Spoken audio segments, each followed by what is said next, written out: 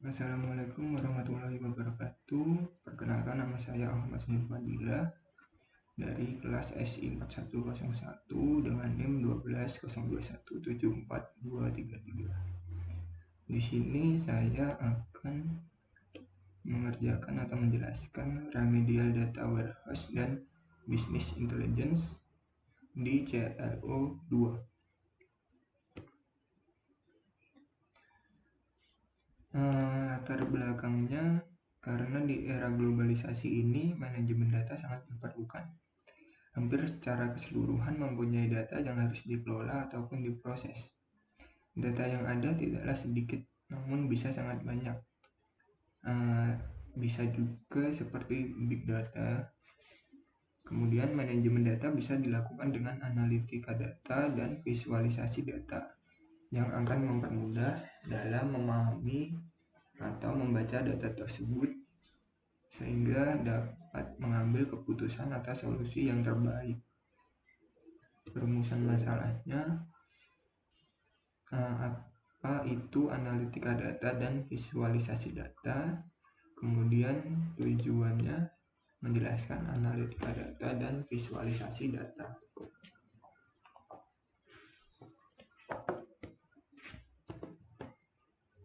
Analitika data dan visualisasi data. Analitika data merupakan proses inspeksi serangkaian data yang berguna untuk mendapatkan kesimpulan dari informasi yang ada dan meningkatkan sistem pada software. Di sini bisa dijelaskan lagi seperti ada data dan kemudian diolah atau di manajemen atau diatur, kemudian mendapatkan hasil, dan hasil tersebut dapat dijadikan sebagai kesimpulan dari informasi. Dari hasil itu juga dapat meningkatkan sistem pada software karena dapat mengambil keputusan atau solusi yang lebih baik. Teknologi data analitik dan teknik digunakan di industri komersial yang memudahkan perusahaan mendapatkan hasil akhir yang lebih baik dan akurat. Di sini analitika data lebih banyak digunakan di industri komersial karena industri komersial sangat memerlukan banyak data di semua bagian perusahaannya sehingga bisa mendapatkan hasil akhir yang baik untuk menentukan solusi yang diambil. Kemudian di sini ada beberapa jenis analitika data. Ada 4. Yang pertama, analitika data deskriptif. Analitika data deskriptif menyediakan kemungkinan-kemungkinan dan tren-tren masa depan serta memberikan sebuah gagasan tentang apa yang mungkin terjadi di masa depan. Jadi seperti sebuah konsep baru yang mungkin akan menjadi tren di masa depan sehingga bisa digunakan untuk meningkatkan atau menjadikan data di perusahaan tersebut menjadi lebih baik. Kemudian yang kedua ada analitika diagnostik. Biasanya digunakan untuk menentukan mengapa sesuatu terjadi. Jenis analitika ini dapat digunakan untuk menemukan dan memahami sebab-sebab dari peristiwa dan perilaku. Seperti namanya, analitika diagnostik, yaitu mendiagnosa.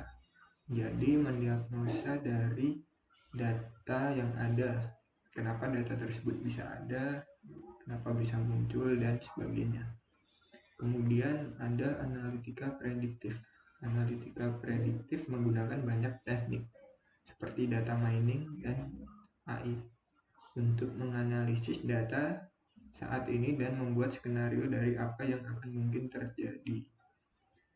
Dan analitika prediktif yaitu memprediksi menggunakan teknik yang bisa lebih fleksibel dan efisien. Di sini bisa dilihat bisa menggunakan data mining dan AI karena data lebih akurat hasilnya dan bisa dijadikan untuk skenario ke depan untuk menghindari resiko-resiko yang mungkin terjadi. Kemudian ada analitika preskriptif, yaitu menyediakan data historis dan analika prediktif untuk membantu meramalkan apa yang mungkin terjadi. Analitika preskriptif menggunakan parameter-parameter ini untuk menemukan solusi yang terbaik. Jadi di sini dia melihat histori yang sebelumnya atau yang lalu dan juga melihat apa yang terjadi di masa depan. Jadi data apa yang bisa digunakan di masa depan. Jadi dia melihat data yang ke belakang dan ke depan untuk solusi yang terbaik. Kemudian ada visualisasi data. Visualisasi data adalah data yang direpresentasikan secara visual mulai dari bagan tunggal hingga dashboard komprehensif sehingga membuat audiens lebih mudah memahami informasi.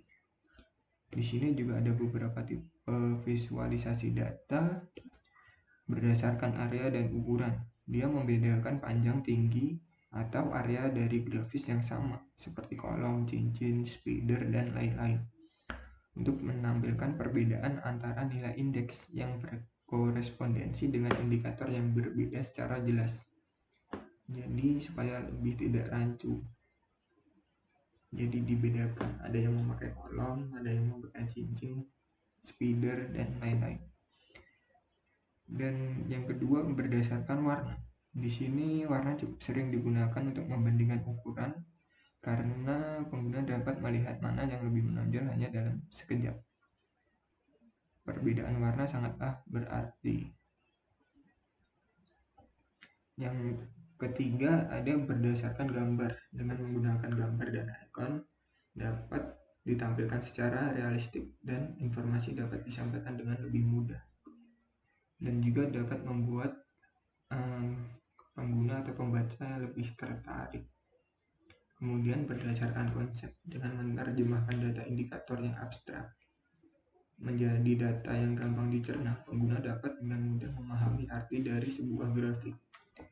Biasanya kan data lebih ke seperti ini. Nah, ini dapat membuat pembaca lebih mudah bosan. Jadi bisa digunakan ke grafik. Kemudian yang terakhir ada visualisasi data berdasarkan grafik atau bagan. Nah, ini dia untuk membuat tampilan data lebih jelas sehingga pengguna dapat dengan mudah mengerti kegunaan grafik tersebut. Jadi grafik tidak hanya satu, jadi ada beberapa dan bisa mempermudah karena berbeda-beda. Nah, mari kita lihat seperti ini. Nah, ini ada data dan analitika data digunakan untuk mendapatkan hasil. Dan hasil tersebut digunakan untuk membuat keputusan menjadi lebih baik. Di sini ada data, impression, political, tourism, dan news. Kemudian di sini ada yes dan no. Nah, dengan analitika data kita akan mengetahui, seumpama kita ingin mengetahui data dari ini berapa banyaknya yes dan no. Kemudian dari hasilnya dapat disimpulkan nanti untuk mengambil solusi terbaik. Kemudian visualisasi data. Di sini data kan cuma dengan ini ya, kalimat, maka akan membosankan pengguna. Nah, di sini bisa digunakan visualisasi data dengan chart atau grafis dengan berbagai macam di sini. Nah, di sini akan lebih menarik sehingga pembaca lebih dapat memahaminya dengan baik.